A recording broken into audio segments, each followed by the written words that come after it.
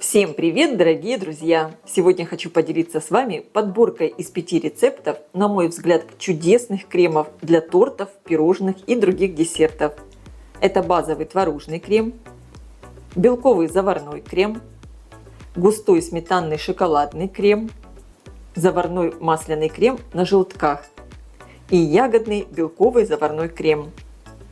Все рецепты очень простые, из доступных продуктов и готовятся быстро. Готовим очень простой, но очень вкусный белоснежный творожный крем. Буквально за 2 минуты. Этот крем отлично подходит для промазки коржей у тортов, для наполнения различных пирожных, профитролей, эклеров, для легких небольших украшений. А также этот крем можно есть как самостоятельный десерт. И для того, чтобы приготовить этот замечательный творожный крем, мне понадобится крем простейший и готовится очень быстро. В миску я отправляю творог. Вы видите, он у меня вот такой пастообразный, очень нежный. Добавляю сюда сахарную пудру, добавляю чайную ложку экстракта ванили и постепенно добавлю немного сливок. Сначала добавлю примерно половину сливок и начинаю взбивать.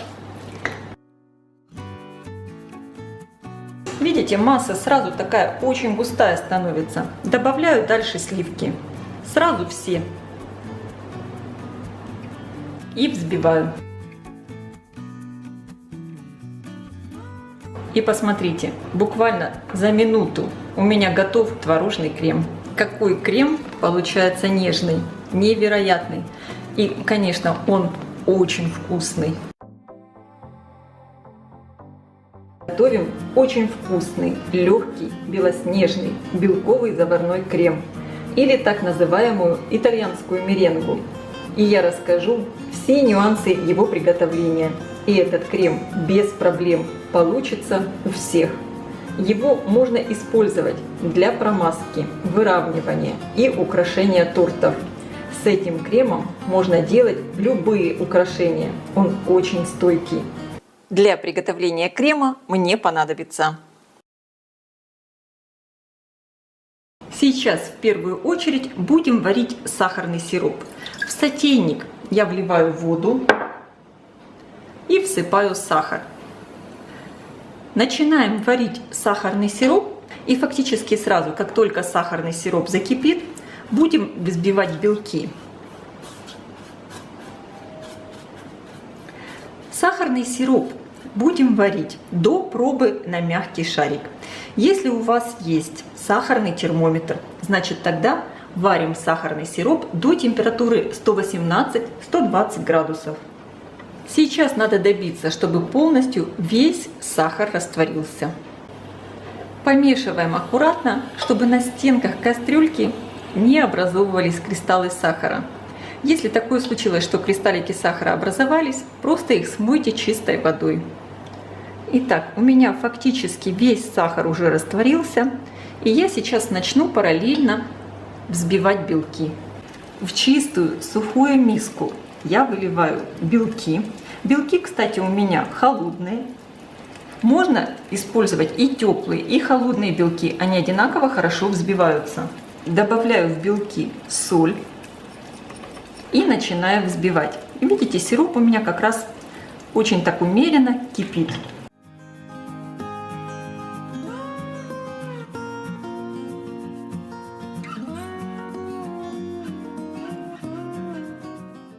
Итак, посмотрите, я хорошо взбила белки. Они вот такие хорошие получились, средней плотности. Этого вполне достаточно. Самое главное, белки надо взбить чуть раньше, чем у вас готов сироп, чтобы не переварить сироп.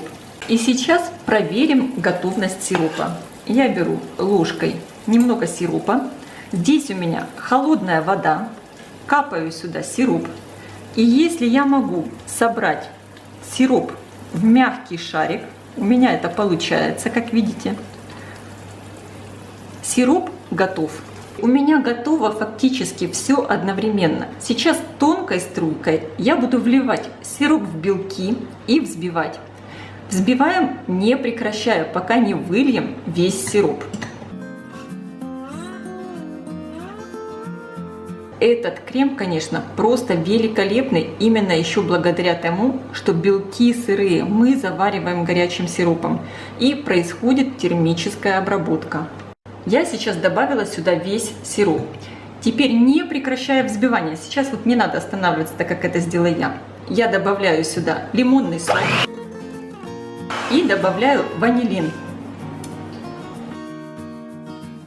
И продолжаю взбивать мой крем до фактически такого полного остывания, примерно 7 минут.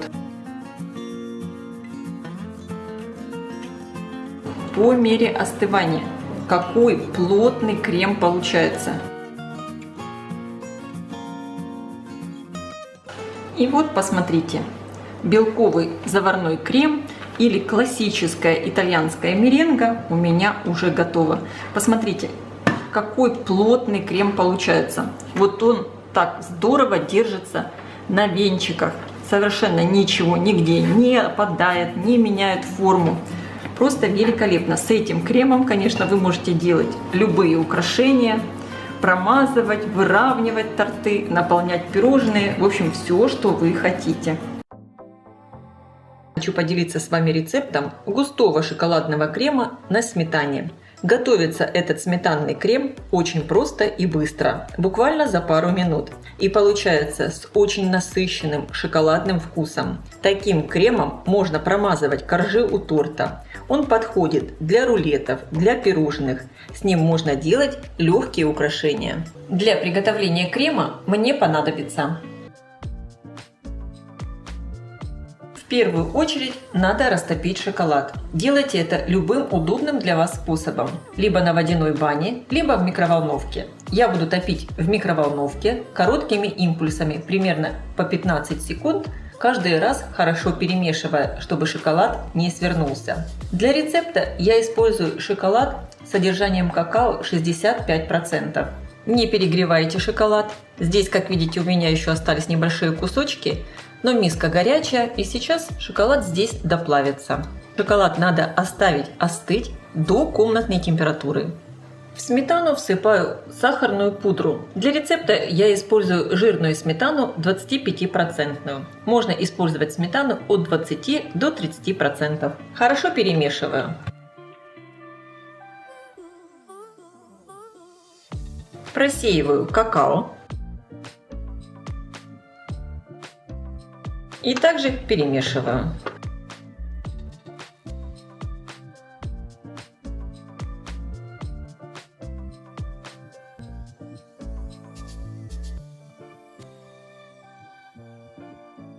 Теперь в полученную массу небольшими порциями, примерно в 4 приема, добавляю шоколад комнатной температуры. Вливаю и сразу же перемешиваю. Добавляю следующую порцию шоколада. По мере добавления шоколада крем все больше густеет.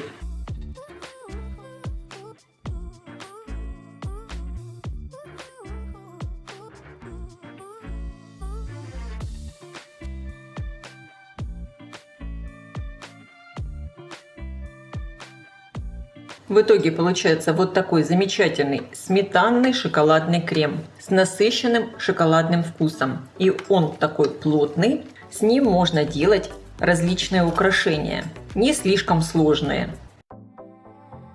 Буду готовить заварной масляный крем на желтках. Это классический французский крем муслин, который часто используется в различной выпечке и десертах. Он прекрасно подходит для тортов, пирожных и рулетов. Крем нежный и очень вкусный. Им можно украсить и выровнять торт. Для приготовления крема мне понадобится молоко. Вливаю в сотейник. Его надо довести до кипения. Смешаю в миске сахар, соль и кукурузный крахмал. Добавляю 2 желтка и 1 яйцо. Для рецепта я использую яйца среднего размера. Вес яйца со скорлупой примерно 65 граммов. Хорошо перемешиваю до однородности. Именно таким образом, перемешивая яйца с сахаром и крахмалом, в креме не образуются комочки. Часть горячего молока вливаю в яично-крахмальную смесь и хорошо перемешиваю. Остальную часть молока возвращаю на плиту и вливаю в него полученную смесь, интенсивно перемешивая. И теперь варю мой заварной крем при постоянном помешивании до того момента, как он загустеет и закипит. Очень важно крем постоянно перемешивать, чтобы он не подгорел. Крем закипел, пошли пузыри. Снимаю его с плиты. Добавляю 1 чайную ложку экстракта ванили. Можно также использовать и ванильный сахар. Получился вот такой очень красивый, гладкий, шелковистый заварной крем. Переливаю его в миску, чтобы быстрее остывал. Закрываю сверху крем пленкой прямо в контакт, чтобы не образовывалась корочка. И оставляю до полного остывания. Когда заварная основа полностью остыла, она у меня даже стояла в холодильнике, можно закончить приготовление крема. Мягкое сливочное масло перекладываю в миску. Хорошо взбиваю его миксером в пышную светлую массу, примерно в течение 3-4 минут. И теперь во взбитое масло небольшими порциями добавляю заварной крем.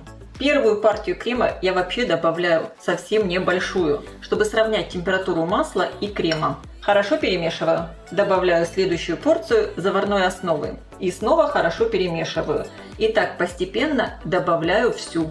Каждый раз хорошо перемешивая.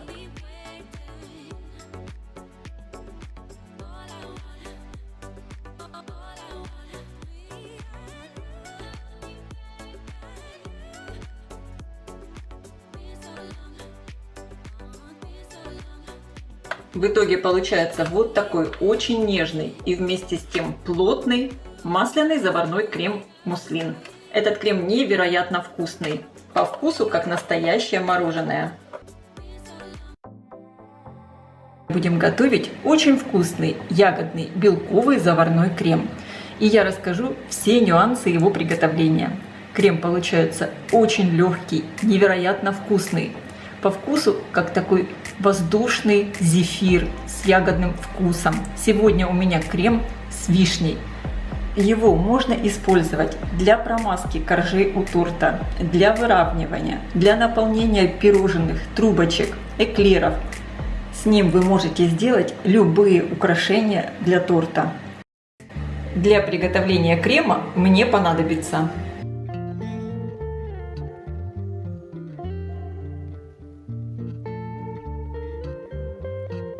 для рецепта вы можете использовать любые ягоды, какие вы хотите. Вишню при помощи погружного блендера хорошо измельчаю в пюре.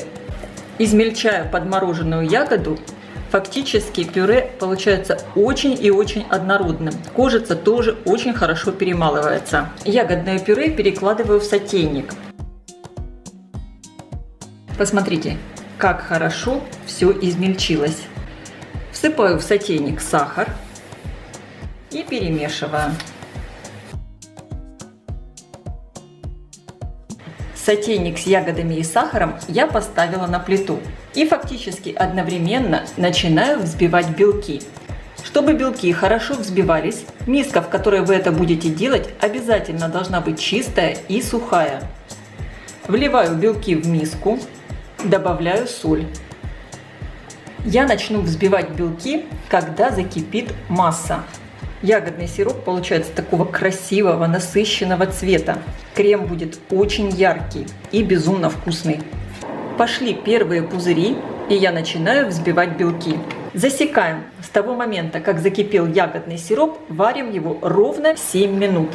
Огонь можно сделать средним, не слишком высоким. Посмотрите, как пенится масса. Вы должны учитывать этот момент и брать сотейник с высокими бортами.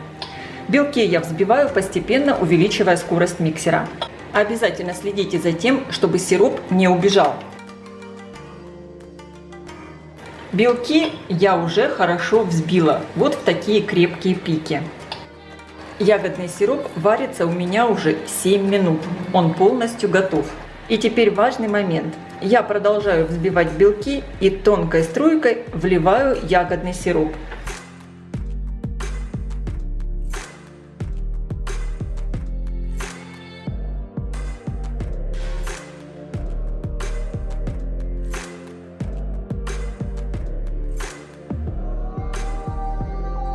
после того, как добавили весь ягодный сироп в белки. Посмотрите, насколько сильно увеличилась масса. И теперь я ее продолжаю взбивать на высокой скорости миксера примерно 8 минут. Я немного все подбираю со стенок миски, чтобы все хорошо перемешалось. По мере взбивания масса начинает сильно густеть.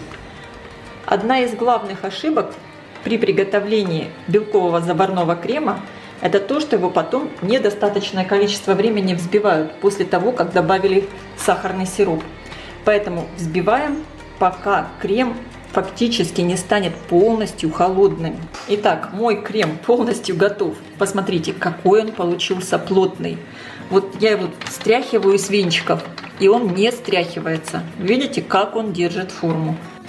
Этот крем вы можете использовать для приготовления самых разных тортов и пирожных. Он безумно вкусный, как настоящий зефир. И здесь белки мы завариваем очень таким горячим ягодным сиропом. Поэтому этот крем спокойно можно давать детям. Друзья, если эта подборка рецептов кремов вам понравилась, ставьте лайки, пишите ваши комментарии. Делитесь этим видео с вашими друзьями в социальных сетях. И, конечно, подписывайтесь, кто еще не подписан, на мой канал Люда Easy Cook, чтобы не пропустить новые интересные рецепты.